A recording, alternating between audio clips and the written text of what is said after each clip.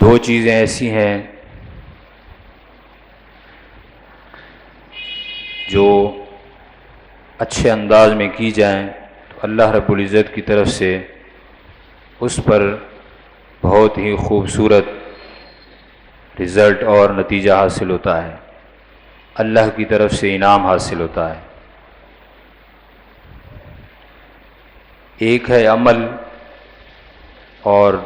دوسری چیز ہے ادب۔ عمل کا مطلب ہوتا ہے کہ حکم کو بجا لانا، حکم کی اطاعت کرنا۔ جو اللہ رب العزت نے اپنے بندے کو ایک کام کرنے کا حکم ارشاد فرمایا ہے، حکم دیا ہے، اس کی اطاعت کرنا، اس کو عمل کہتے ہیں، اس کو بجا لانا۔ جیسا ہی شریعت اسلامیہ نے اس کو بجا لانے کا ایک ضابطہ اور ایک اصول دیا ہے، اسی ضابطے کے ساتھ اس کو ادا کرنا، اس کو عمل کہتے ہیں، حکم کو بجا لانا۔ دوسری چیز ہے ادب۔ ادب کا مطلب یہ ہوتا ہے کہ اس عمل کے اندر، اس فعل کے اندر حسن پیدا کرنا،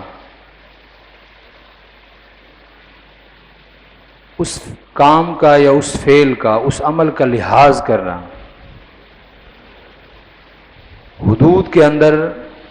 دائرہ لحاظ کے اندر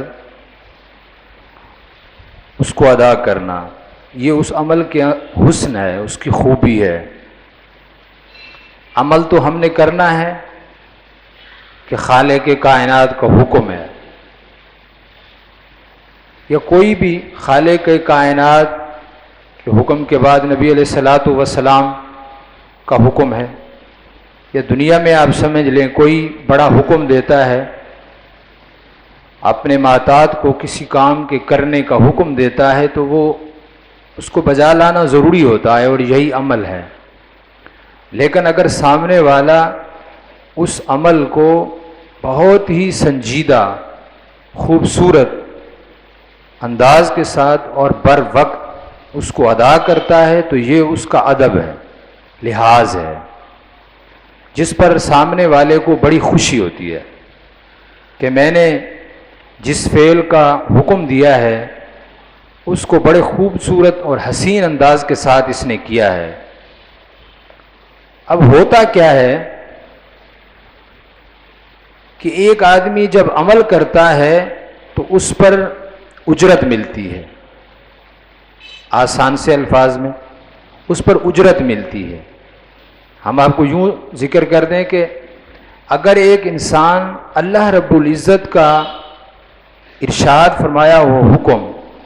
بجا لاتا ہے تو اس پر اجر ملتا ہے۔ اس اجر کو ہم اجرت سے تعبیر کر رہے ہیں، اجرت یعنی اجر ملتا ہے، ثواب ملتا ہے۔ ایک تو اللہ رب العزت کی اطاعت بھی ہوگی، حکم کی بجا آوری ہوگی، اور اللہ کی طرف سے اس پر ثواب جو ملے گا یہ اس کی اجرت ہے۔ ایک یہ ہے کہ من جاء بالحسنۃ فلہ عشر امثالھا، اللہ رب العزت خود ارشاد فرما رہا ہے کہ اے میرے بندے جب تم اچھا کام کرتے ہو، من جاء بالحسنۃ فلہ عشر امثالھا، جو شخص بھی اچھا کام کرتا ہے ہم اس کو اس عمل کے عوض میں صرف ایک بدلہ نہیں، فلہ عشر امثالھا، ہم 10 گنا اس کو بڑھا کر دیتے ہیں۔ خالی اس ایک عمل پر ایک ثواب نہیں ملتا، قرآن کہہ رہا ہے فَلَهُ عَشْرُ أَمْثَالِهَا، 10 گنا ہم اس کو بڑھا کر دیتے ہیں۔ ایک تو یہ عمل پر ہے جو اجر ہے، ثواب کی صورت میں، اللہ کی رحمت کی صورت میں، جو انسان کو کل قیامت کے دن حاصل ہوگا اور خوشی کا باعث ہے، انسان کی کامیابی کا باعث ہے۔ دوسری چیز ہے ادب۔ ادب جیسے میں نے آپ کو ذکر کیا کہ ادب اس فعل کے اندر حسن پیدا کرنا ہے، جب انسان کسی فعل کو کرتا ہے اور بہت ہی خوبصورت انداز سے کرتا ہے، اس میں حسن پیدا کرتا ہے، اچھے انداز سے کرتا ہے، تو اس میں انعام سے بڑھ کر قربت حاصل ہوتی ہے، قربت ملتی ہے۔ اگر وہ اللہ رب العزت کے اس حکم کیے ہوئے امر کے اندر اگر ہم نے ادب کا لحاظ رکھا تو اللہ کی طرف سے انعام کی صورت میں قربت ملے گی۔ اگر ہم نے نبی رحمت عالم صلی اللہ علیہ وسلم کا ادب کیا، حضور کا لحاظ رکھا، تو نبی رحمت صلی اللہ علیہ وسلم کی قربت حاصل ہوگی۔ حضور کی قربت کا مطلب ہے حضور کی توجہ رحمت عطا ہوگی، نظر رحمت ہوگی، نظر عنایت حاصل ہوگی، یہ قربت ہے۔ اور اگر ہم نے دنیا میں بڑوں کا لحاظ رکھا، صحابہ اکرام کا لحاظ رکھا، علماء کا، اولیاء کا، یا اپنے سے بڑے مثلاً والدین کا لحاظ رکھا، ادب کیا، تو ان کی قربت حاصل ہوتی ہے۔ ان کی قربت کا مطلب ہوتا ہے انسان ان کے دل میں اپنی جگہ بنا لیتا ہے، اور جب انسان کسی بڑے کے اور محترم کے دل میں جگہ بنا لیتا ہے تو اس سے بڑی کامیابی کیا ہو سکتی ہے کہ ہر لمحے ہم موجود ہیں یا نہیں، ہمارا محسن، ہمارا بڑا، ہمارے والدین، ہمارے مرشد، ہمارا استاد ہمیں اپنی دعاؤں میں یاد رکھتا ہے۔ اس سے بڑی کامیابی اور بڑی قربت کیا ہو سکتی ہے؟ ہم مختصراً آپ کو ایک بات عرض کرنا چاہتے ہیں جس کو قرآن پاک نے ذکر کیا ہے۔ سیدنا موسیٰ علیہ السلام اللہ کے بہت ہی برگزیدہ اور پسندیدہ اور اولو العزم انبیاء میں سے ہیں، اللہ کے رسول اور نبی ہیں۔ آپ کو جب اعلان نبوت کا حکم ہوتا ہے تو سب سے پہلے یہ حکم ہوا کہ اے موسیٰ، فرعون کے پاس جاؤ اور انہیں توحید کا پیغام سناؤ، انہیں تبلیغ کرو۔ اب موسیٰ علیہ السلام کے زمانے کا فرعون بہت ظالم، سرکش اور مفسد فی الارض تھا، جس کو قرآن نے بھی ذکر کیا ہے کہ وہ فرعون سرکش تھا۔ اب موسیٰ علیہ السلام جب فرعون کے دربار میں پہنچتے ہیں، آپ کے ساتھ آپ کے بھائی ہارون علیہ السلام تھے، انہیں اس بات کا پیغام دیتے ہیں اور انہیں یہ کہتے ہیں کہ اللہ وحدہ لا شریک ہے، اس کے سوا کوئی عبادت کے لائق نہیں ہے، اور ہم دونوں اللہ کے بھیجے ہوئے رسول ہیں، ہمیں اللہ نے ایک خاص دین عطا کیا ہے، اس دین کی اطاعت اور پیروی کرو۔ اب فرعون نے جب یہ سنا تو چونکہ اس نے اپنے حواریوں کے اندر یہ بات کہہ رکھی تھی کہ انا ربکم الاعلی، مجھ سے بڑا خدا کوئی نہیں ہے، اب اتنا بڑا سرکش ہے جو اپنے آپ کو خدا کہتا ہے، اس نے اپنے ماننے والوں سے یہ کہا، جب موسیٰ علیہ السلام نے انہیں یہ فرمایا کہ میں اللہ کا رسول ہوں اور اللہ وحدہ لا شریک ہے، تو فرعون اپنے ماننے والوں سے یہ کہنے لگا،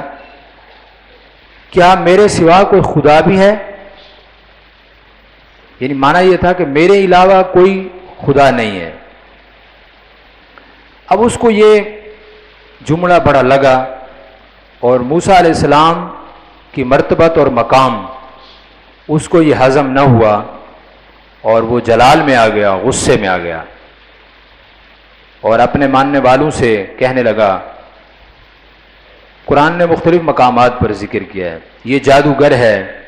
یہ زمین مصر پر قبضہ کرنا چاہتا ہے، یہ اپنے آپ کو منوانا چاہتا ہے، معاذ اللہ میرے سوا کوئی خدا نہیں ہو سکتا، یہ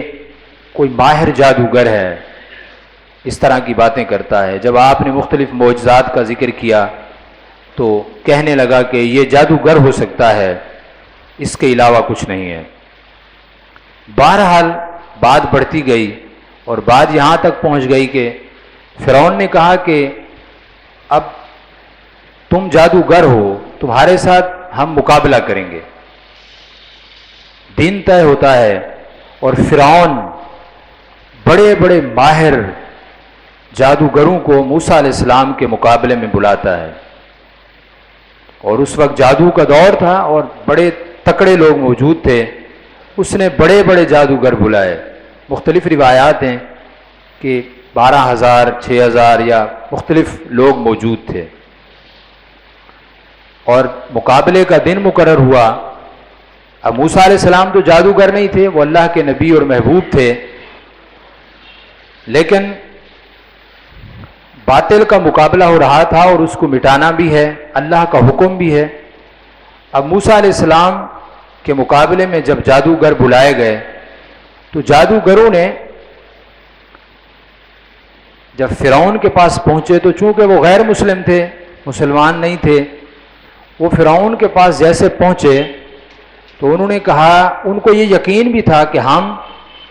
ان پر غالب آ جائیں گے، یہ 2 ہیں، ہم اتنے ہیں، اور ان کو اپنے جادو پر بھروسہ بھی تھا۔ تو کہنے لگے کہ اگر ہم ان جادوگروں پر، فرعون کے جادوگر کہنے لگے کہ ہم اگر موسیٰ پر غالب آ جائیں تو کیا ہمیں کچھ انعام بھی ملے گا؟ اس کو قرآن نے ذکر کیا ہے، فلما جاء السحرة قالوا لفرعون أئن لنا لأجرا إن كنا نحن الغالبین، کہنے لگے کہ اگر ہم ان پر غالب آ جاتے ہیں تو کیا ہمیں کوئی انعام ملے گا؟ فرعون نے کہا، قال نعم وإنکم إذا لمن المقربین، فرعون نے کہا جی بالکل انعام ملے گا، تمہیں منہ مانگا انعام دیا جائے گا اور انعامات سے نوازا جائے گا، اور صرف اتنا نہیں، تمہیں ہم اپنی قربت دیں گے۔ اگر تم آج غالب آ گئے تو ہم تمہیں اپنی قربت دیں گے، یعنی اپنے ان لوگوں میں تمہیں شریک کر دیں گے جو ہمارے دربار کے قریبی لوگ ہیں، ہمارے ارد گرد رہنے والے۔ ظاہر بادشاہ کے ارد گرد رہنا یہ ان لوگوں کے لیے اس سے بڑی بات کیا ہو سکتی تھی؟ تو کہا خالی انعام نہیں دیں گے، ہم تمہیں قربت بھی دیں گے۔ قرآن نے اس کو ذکر کیا ہے، قال نعم وانکم اذا لمن المقربین، تمہیں خالی انعام نہیں ملے گا، ہم تمہیں اپنا قریب بنا دیں گے، اپنی قربت میں داخل کریں گے۔ اب جو بات ہم آپ کو خاص کر عرض کرنا چاہتے ہیں، اب جب مقابلہ شروع ہوتا ہے تو وہ جادوگر موسیٰ علیہ السلام کے مد مقابل کھڑے ہوتے ہیں۔ قال لهم موسیٰ القوا ما انتم ملقون، یہ جملہ ہے کہ جادوگر موسیٰ علیہ السلام سے یہ کہنے لگے کہ کیا جادو کا کرتب جو ہے وہ پہلے تم دکھاتے ہو یا ہم دکھائیں؟ قال القوا، قال لهم موسیٰ القوا ما انتم ملقون، کیا ہم پہلے ڈالیں وہ چیز یا تم پہلے ڈالنا چاہتے ہو؟ ہمارے مفسرین علماء کرام فرماتے ہیں کہ یہ ان جادوگروں، اگرچہ وہ مسلم نہیں تھے، لیکن انہوں نے صرف موسیٰ علیہ السلام کا وہ روب، جلال، دبدبہ، حسن دیکھ کر انہوں نے ادباً یہ لفظ کہہ دیا، لحاظ کرتے ہوئے کہ اگر تم پہلے ڈالنا چاہتے ہو جو چیز جادو میں کرتب دکھانا ہے تو تم پہلے ڈال دو، ہم بعد میں ڈالیں گے۔ تم پہلے ڈالنا چاہتے ہو یا ہم ڈالیں؟ تو موسیٰ علیہ السلام نے ارشاد فرمایا کہ تم پہلے ڈال دو۔ اب انہوں نے اپنی رسیاں اور کچھ ڈنڈیاں لائے تھے، وہ جادو کے کرتب دکھانے کے لیے انہوں نے اس میدان میں ان کو ڈال دیا۔ فَأَلْقَوْا حِبَالَهُمْ وَعِصِيَّهُمْ وَقَالُوا بِعِزَّةِ فِرْعَوْنَ إِنَّا لَنَحْنُ الْغَالِبُونَ، انہوں نے اپنی رسیاں اور ڈنڈیاں وہاں زمین پر ڈال دی اور ساتھ میں یہ کہنے لگے کہ فرعون کی عزت کی قسم آج ہم غالب ہوں گے۔ اب وہ ڈنڈیاں اور رسیاں بڑے بڑے سانپ بن گئے اور میدان کے اندر گھومنے لگے۔ اب دوسری طرف اللہ کے محبوب نبی ہیں سیدنا موسیٰ علیہ السلام ہیں، اور اللہ کی طرف سے حکم بھی ہے، آپ نے اللہ کا پیغام پہنچانا ہے۔ تو موسیٰ علیہ السلام نے اپنا عصا مبارک جو آپ کے دست شفقت میں موجود تھا، اللہ نے ارشاد فرمایا کہ موسیٰ اس عصا کو زمین پر ڈال دو۔ فَأَلْقَى مُوسَىٰ عَصَاهُ فَإِذَا هِيَ تَلْقَفُ مَا يَأْفِكُونَ، موسیٰ علیہ السلام نے وہ اپنا عصا زمین پر ڈالا اور وہ بہت بڑا اژدہا بن گیا، اور اس نے جتنیاں بھی وہ 12,000 رسیاں تھیں وہ ساری کی ساری ایک لمحے کے اندر نگل لی، ساری رسیاں اور ڈنڈیاں وہ نگل گیا، اور ان کا کوئی وجود نہیں تھا، اور حقیقت میں ہی نگل گیا۔ جادوگروں نے جب یہ منظر دیکھا تو ان کو یہ یقین ہو گیا کہ یہ سامنے والا جادوگر نہیں ہو سکتا۔ دنیا میں ہم نے بڑے بڑے جادوگروں کا مقابلہ کیا، مگر ایسا آدمی کوئی جادوگر نہیں ہے۔ وہ جیسے انہوں نے یہ منظر دیکھا تو فوراً سے فَأُلْقِيَ السَّحَرَةُ سَاجِدِينَ قَالُوا آمَنَّا بِرَبِّ الْعَالَمِينَ رَبِّ مُوسَىٰ وَهَارُونَ، فوراً سے سجدے میں گر گئے اور کہنے لگے کہ ہم رب العالمین پر ایمان لاتے ہیں، اور رب موسیٰ و ہارون، موسیٰ علیہ السلام اور ہارون علیہ السلام کے رب پر ہم ایمان لے آتے ہیں۔ اللہ نے انہیں ایمان کی دولت سے سرفراز کر دیا۔ اب دوسری طرف فرعون تھا، وہ بڑا ذلیل و رسوا ہوا، شرمندہ ہوا، بڑا پشیمان ہوا، فوراً سے غصے میں آ گیا اور کہنے لگا کہ ایسا لگتا ہے کہ یہ تمہارا بڑا جادوگر تھا، تم نے اپنا اصل کرتب چھوڑ دیا ہے اس کے لیے، اور یہ تمہارا بڑا جادوگر اپنے بڑے کرتب کی وجہ سے تمہارے اوپر غالب آ چکا ہے، فلہذا سنو میں تمہیں سزا دوں گا۔ قال آمنتم لہ قبل ان آذن لکم انہ لکبیرکم الذی، یہ تمہارا بڑا ہے جس نے تمہیں جادو سکھایا ہے، فلسوف تعلمون، تم یقین کرو کہ لأقطعن ایدیکم وارجلکم من خلاف ولأصلبنکم اجمعین، میں تمہارے ہاتھ پاؤں کاٹ دوں گا مخالف سمت، اور صرف یہاں تک نہیں، میں تمہیں کھجور کے تنوں پر درختوں پر لٹکا دوں گا، اس لیے کہ تم نے میری اجازت کے بغیر ایسا کام کیا ہے۔ اب ایک طرف یہ منظر تھا، دوسری طرف جو بات عرض کرنا چاہتے ہیں وہ یہ تھی کہ ہمارے مفسرین نے لکھا ہے کہ ان جادوگروں کا صرف یہ جملہ کہنا موسیٰ علیہ السلام کو کہ پہلے تم ڈالتے ہو یا ہم، پہلے تم اپنا جادو دکھاتے ہو یا ہم، اللہ رب العزت کو ان غیر مسلموں کا بھی اپنے محبوب کا یہ احترام کرنا اتنا پسند آیا اور اتنا محبوب لگا کہ اللہ نے ان کے اس احترام اور ادب کے عوض انہیں ایمان کی دولت سے مالا مال فرمایا، اور انعام ایمان کی صورت میں انعام ملا، اور خالی انعام نہیں ملا بلکہ جب فرعون نے یہ کہا کہ اب میں تمہیں ہاتھ پاؤں تمہارے کاٹ دوں گا اور تمہیں درختوں کے تنوں پر لٹکا دوں گا، سولی چڑھا دوں گا، تو وہ فوراً سے کہنے لگے کہ تم جو کچھ بھی ہمارے ساتھ کرنا چاہتے ہو کر لو، اب ہم اپنے رب کے ساتھ اس طرح جڑ چکے ہیں کہ تم جو بھی کرنا چاہو کر لو، ہمارا رب ہمیں دیکھ رہا ہے۔ انا نطمع ان یغفر لنا ربنا خطایانا ان کنا اول المؤمنین، قرآن نے دوسرے مقام پر بھی ذکر کیا ہے کہ تم جو کچھ کرنا چاہتے ہو کر لو، اب ہمارے رب پر ہمارا یہ یقین ہے کہ اس نے ہماری مغفرت کر دی، ہمارے گناہ معاف کر دیے، اور وہ دیکھ رہا ہے۔ ہمیں اپنے اس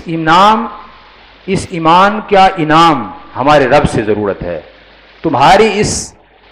ظلم اور برویت سے اب ہم ڈرنے والے نہیں ہیں۔ تو میں عرض یہ کرنا چاہتا ہوں جو خاص بات ہے اس واقعے کے اندر، ایک غیر مسلم اللہ کے نبی کے مقابلے میں کھڑے تھے اور انہوں نے اللہ کے نبی کا احترام کیا، لحاظ رکھا، صرف اتنا کہا کہ تم پہلے یہ کام کر لو ہم بعد میں کر لیں گے۔ اللہ نے انہیں ایمان کی دولت عطا کی، یہ اس عمل کا اجر تھا اور پھر قربت یہ دی کہ وہ دین پر اتنا ڈٹ گئے کہ فرعون کے اتنے جابر اور ظالم ہونے کے باوجود وہ ذرا بھر بھی اپنے اس ایمان کی دولت سے پیچھے ہٹنے کے لیے تیار نہیں تھے، حالانکہ جان جانے والی تھی۔ کہنے لگے، گویا اس سے پتہ چلتا ہے کہ وہ اپنے رب کے حضور اتنے قریب ہو گئے تھے کہ وہ اپنے رب کا دیدار کر رہے تھے۔ اب انہیں کچھ بھی نظر نہیں آتا تھا، یہ ہاتھ پاؤں کا کٹ جانا یہ ان کی نظر میں کچھ بھی نہیں تھا۔ تو عمل جو ہے، عمل اس پر اجر ملتا ہے، اور میں نے شروع میں یہ بات ذکر کی کہ صرف ایک نہیں 10 گنا، فَلَهُ أَشْرُ أَمْثَالِهَا، جو انسان اچھا عمل کرتا ہے 10 گنا اجر ملتا ہے، اور جو اس عمل میں حسن پیدا کرتا ہے، ادب کرتا ہے، اور ادب کے لحاظ اور دائرے کے اندر اس عمل کو کرتا ہے، اس میں اجر تو ملتا ہی ہے لیکن اس میں قربت بھی ملتی ہے۔ اگر کوئی اللہ کا ادب کرے تو اللہ کا دیدار حاصل ہوتا ہے، اللہ کی رحمت برستی ہے، اور ایمان پر اس طرح استقامت ہوتی ہے کہ پھر جان چلی بھی جائے تو کوئی حرج نہیں ہے۔ اگر نبی رحمت کا ادب کرے تو نبی رحمت صلی اللہ علیہ وسلم کی نظر عنایت اور نظر شفقت حاصل ہوتی ہے۔ حضور ارشاد فرماتے ہیں کہ میں اپنی امت کے اچھے اعمال کو ملاحظہ کرتا ہوں، اور جب میرا امتی کوئی اچھے عمل کرتا ہے تو مجھے خوشی ہوتی ہے۔ بلکہ ایک حدیث پاک میں ہے، ارشاد فرمایا کہ میرا امتی اگر مسجد میں پڑا ہوا ایک تنکا بھی مسجد کے ادب اور لحاظ کی خاطر اٹھا لیتا ہے، صفائی کر لیتا ہے، تو میں اس کو بھی دیکھ رہا ہوتا ہوں۔ تو گویا اس سے بڑا انعام کیا ہو سکتا ہے؟ اب اسی ترتیب سے آپ جس عمل کو بھی کریں اس میں آپ دیکھتے جائیں کہ جب بھی کوئی عمل ہو اس کے ساتھ ادب بھی ہو، لحاظ بھی ہو، اس میں خالی اجر نہیں ملتا، اس میں انعام بھی ملتا ہے، قربت بھی ملتی ہے۔ والدین ہیں، اساتذہ اکرام ہیں، صحابہ اکرام ہیں، علماء ہیں، اس سے ہٹ کر زندگی کا ہر اچھا عمل اگر ایک دائرہ لحاظ کے ساتھ کیا جائے، یہ اس کا حسن ہے، یہ ادب ہے، اس پر انعام بھی ملتا ہے اور قربت بھی حاصل ہوتی ہے اور اس پر اجر بھی ملتا ہے۔ میں اس پر بہت کچھ موجود ہے، علماء نے ذکر کیا ہے، میں چند باتیں آخر میں آپ کو ذکر کرنا چاہتا ہوں۔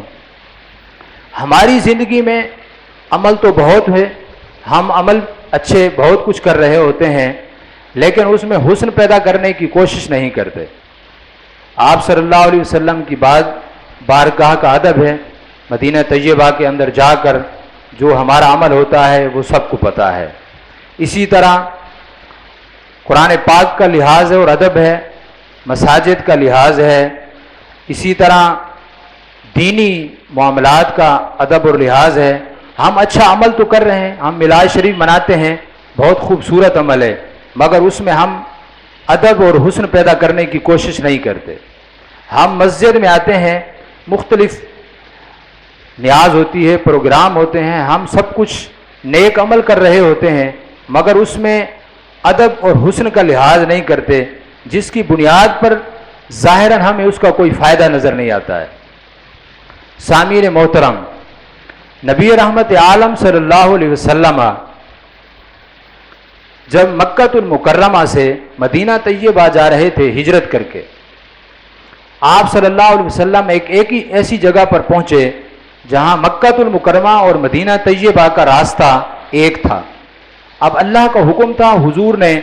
مدینہ منورہ جانا ہے، اور دوسری طرف حضور مکہ المکرمہ سے ہجرت کر کے جا رہے ہیں۔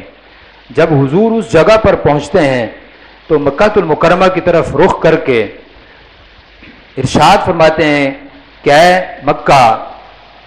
ہمیں تم سے بہت زیادہ محبت ہے، اس لیے کہ تو اللہ کا گھر ہے اور ہمارا وطن بھی ہے، اور دوسری طرف اللہ کا حکم بھی ہے۔ حضور بہت ہی غم زدہ ہوتے ہیں کہ ہم آج اپنے وطن کو اور شہر کو چھوڑ کر دوسری طرف جا رہے ہیں، جبکہ وہاں بھی اللہ کا حکم ہے، جانا ہے۔ اللہ رب العزت نے وہیں پر جبرائیل علیہ السلام کو بھیجا اور ارشاد فرمایا کہ اے جبرائیل، میرے محبوب سے یہ کہہ دو کہ ان الذی فرض علیک القرآن لرادوک الی معاد، آج تو آپ مدینۃ المنورہ کی سرزمین پر تشریف لے جائیں، ہم آپ سے وعدہ کرتے ہیں کہ ایک دن ہم آپ کو مکہ المکرمہ واپس تشریف لے آئیں گے، آپ کو بھیجیں گے۔ اور سن 8 ہجری میں حضور واپس تشریف لائے فتح مکہ کی صورت میں۔ وطن کی محبت، اپنے ملک کی محبت، یہ حضور کی سنت ہے۔ اب حضور نے وہاں دعا کی، یا اللہ اس مکہ المکرمہ سے ہمیں محبت ہے، لیکن تو ہمارے لیے مدینہ المنورہ کو محبوب بنا دے، اس محبت میں اضافہ فرما، اس سے بھی زیادہ محبت ہمارے دل میں فرما دے۔ یہ وطن، یہ ملک بہت بڑی نعمت ہے، اس کا لحاظ، اس کا ادب اور اس میں حسن پیدا کرنا یہ ہر مسلمان کا فریضہ ہے، اس پر لازم ہے۔ وطن کی محبت یہ نہیں ہے کہ جس انداز میں ہمارے نوجوان اس محبت، اس وطن کی آزادی کو مناتے ہیں، یہ نعمت کی ناشکری ہے، یہ حضور کی سنت کے خلاف ہے۔ اس کا مطلب یہ ہوا کہ ہمیں اس عمل کے اندر حسن پیدا کرنا آتا ہی نہیں ہے، ہمیں اس نعمت کی قدر کوئی نہیں ہے۔ اس لیے اس وطن سے پیار کرنا حضور کی سنت ہے، اور ہم چونکہ اسلام کے نام پر یہ وطن بنا ہے، ہم کوٹ کوٹ کر اس ملک سے اس وطن سے محبت کرتے ہیں، اور یہ ہمارے اوپر لازم ہے۔ لیکن اس ملک کی ہر چیز،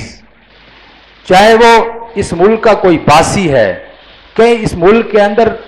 کوئی بھی چیز موجود ہے جو اس ملک کا حصہ ہے، وہ ہماری ہے، اس کا لحاظ ضروری ہے۔ کسی مسلمان کی دل آزاری کرنا، کسی کا مال دولت لوٹنا، کسی کے خلاف بغاوت کرنا، اور مختلف انداز کے اندر